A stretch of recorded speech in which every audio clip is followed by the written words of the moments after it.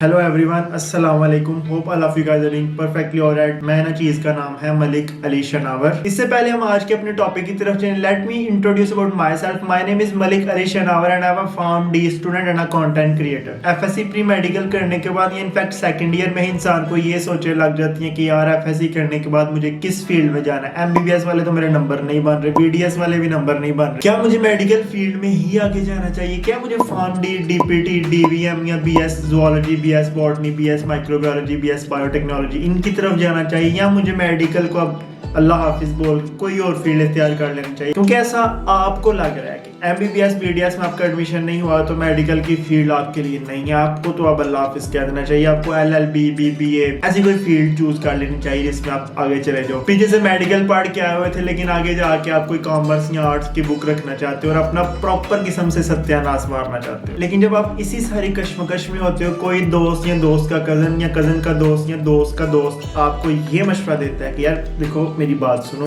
जो तुमने बोला वो सब कुछ ठीक है, लेकिन फार्म डी और डीपीटी ये दोनों अच्छी फील्ड है, ये इनमें भी तुम एडमिशन ले सकते हो और नाम के साथ डॉक्टर ऑफिशियली लिखवा सकते हो, ऐसा आपको वो बताता है। Which is actually completely true. According to HEC notification हम फार्मासिस्ट और डीपीटी फिजियोथेरापिस्ट बी नेम के साथ डॉक्टर लिख सकते हैं। हमारी आधी जिंदगी तो खुद को डॉक्टर प्रूव करने में गुजर जाती है। पर इसी तरह जनाब आप 3-4 कश्तियों के सवार होते हुए एक कश्ती में आ जाते हो और आप ये ठान लेते हो कि भाईजान नहीं, अब हमें बनना है फार्मासिस्ट। अब हमारी जिंदगी की अव्वलीन तरजीह ये है कि मुझे करनी है फार्म डी। आप डेली कॉलेज जा रहे हो, अपनी यूनिवर्सिटी जा रहे हो, आप डेली फार्म डी के लेक्चर बड़े अच्छे माहौल में ले रहे हो, थोड़ी सी आपको डॉक्टर्स वाली फीलिंग आ रही है, फेसबुक, इंस्टाग्राम, व्हाट्सएप पे आपने अपने नेम के साथ भी डॉक्टर लिख दिया हो, और कॉलेज भी आप डेली टीचर्स की हाँ में हाँ मिला के घर आ जाते हो। लेकिन आपको ये तक पता नहीं लग रहा कि ये जो सामने सारा स्लाइड्स पे, प्रोजेक्टर पे या व्हाइट बोर्ड पे पढ़ाया जा रहा है, ये आपको कहाँ से पढ़ना है और क्या पढ़ना है। जिंदगी में बड़ी परेशानी चल रही है, आपको कुछ समझ में नहीं आ रहा आपके साथ डेली कॉलेज में क्या हो रहा है, और आप ये वीडियो देख रहे हो कि आपको ये समझ आ रही है कि कौन कौन से सब्जेक्ट पढ़ने हैं, कौन कौन सी बुक से पढ़ने हैं, कौन कौन सी रेफरेंस बुक्स हैं। दुख का खत्म नहीं होता बे।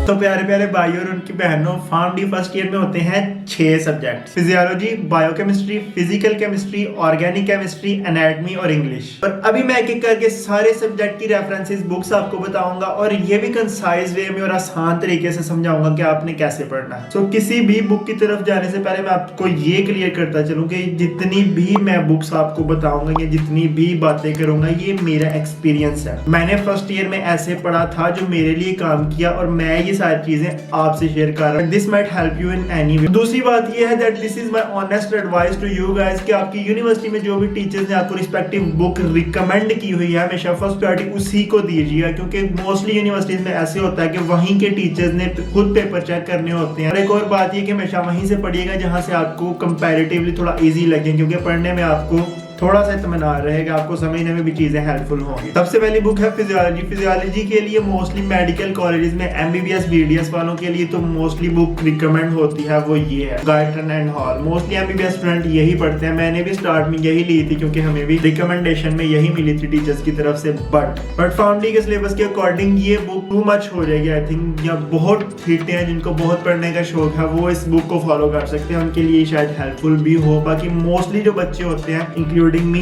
मैंने पढ़ा था इस बुक से। हालत पे ना जाइएगा यार, बड़ी बुरी हालत हुई है। Essentials of medical physiology 8th edition है। किसी भी बुक शॉप पे जाके आप जेपी की फिजियोलॉजी की बुक की डिमांड करेंगे तो आपको ये ही मिलेगी। इस बुक की सबसे अच्छी बात यह है कि इसमें इजी वर्डिंग यूज हुई है, जो किसी भी स्टूडेंट के लिए एक बहुत ही पॉजिटिव पॉइंट होता है। और इस बुक में हेडिंग बना के भी पैराग्राफ को डिवाइड किया गया, जो आपके लिए समझने में और पढ़ने में बहुत आसानी कर सकता है। Second, biochemistry. बायोकेमिस्ट्री की भी बहुत सारी बुक्स टीचर रिकमेंड करते हैं, लिपनकॉर्ट, सत्यानारायण और बहुत सारी बुक होती हैं। लेकिन इस बुक से मैंने पढ़ा था वो ये थी essentials of biochemistry, medical biochemistry, Mushtaq Ahmad. किसी भी बुक शॉप पे जाके मुश्ताक अहमद की बायोकेमिस्ट्री आप मांगेंगे तो वो आपको दे देंगे। कुछ टॉपिक्स मैंने इससे पढ़े थे और कुछ टॉपिक्स मैंने पढ़े थे सत्यानारायण, वो पीडीएफ की फॉर्म में मेरे पास पढ़ी हुई थी। आप ये मुश्ताक अहमद की बुक ले सकते हैं, बहुत सारे टॉपिक आपको यहाँ से मिल जाएंगे। और आपको तो ये थोड़ी सी वर्डिंग इसकी मुश्किल लगे तो सत्यानारायण पे जो वर्डिंग है वो बहुत ईजी है, वो भी आप ले सकते हैं, लेकिन वो काफी डिटेल्ड बुक है। इसके अलावा बायोकेमिस्ट्री के स्ट्रक्चर्स होते हैं, जो पाथवेज में स्ट्रक्चर्स आपने बनाने होते हैं, वो बहुत नेसेसरी होते हैं और वो आपको जरूरी बनाने होते हैं। वो आपको टीचर्स रजिस्टर पे भी बनवा देंगे या कोई आपको फोटोकॉपी दे देंगे। हमें उन्होंने एक स्केच बुक पे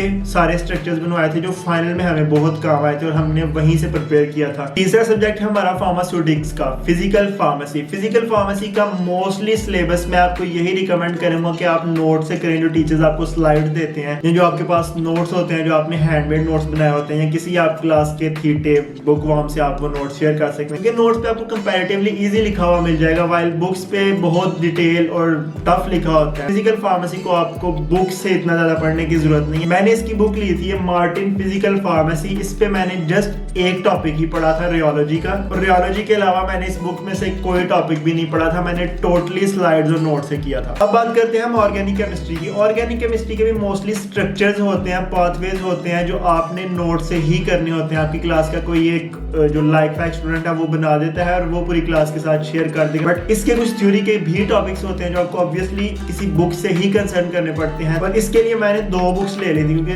तब मुझे कोई गाइड करने वाला नहीं था, तो मैंने जो मुझे जिसने बताया मैं बुक्स लेता गया। एक मैंने ली थी BS बहाल की बुक और दूसरी मैंने ली थी इब्ने रसा की ऑर्गेनिक केमिस्ट्री। BS बहाल की मैंने ढूंढा, मुझे कहीं पता नहीं, मैंने कहीं पर रख दी है। फिलहाल मेरे हाथ में ये इब्ने रसा की ऑर्गेनिक केमिस्ट्री। आप इन दोनों में से कोई भी ले सकते हैं। वैसे आई वुड रिकमेंड आप BS बहाल बाय ऑर्गेनिक केमिस्ट्री ले ले, वहां से आपके मोस्टली टॉपिक्स क्लियर हो जाएंगे। इसके बाद आते हैं हम अपने सेकंड लास्ट सब्जेक्ट की तरफ, that is anatomy. Anatomy MBBS वालों की मेजर सब्जेक्ट होता है, DPT वालों का भी शायद मेजर होता है, मुझे पता नहीं है, लेकिन फार्मडी वालों का ये उतना मेजर सब्जेक्ट नहीं होता, माइनर में ही कंसीडर किया जाता है। 50 नंबर का ये पेपर होता है और ये आप पढ़ सकते हैं BD 84 से। नोट्स और स्लाइड्स के साथ साथ अगर BD 84 भी आप ले लें तो ये आपके लिए हेल्पफुल साबित हो सकती है। और ये रही मेरी फर्स्ट प्रॉफ की कंप्लीट किताबें। ऐसे हमने क्लियर किया था अपना फर्स्ट प्रॉफ। जब फार्मडी में आपका फर्स्ट ईयर होता है तो पहले महीने में आपको बहुत सारी नर्वसनेस होती है, कंफ्यूजन होती है। आपके टीचर्स, दोस्त,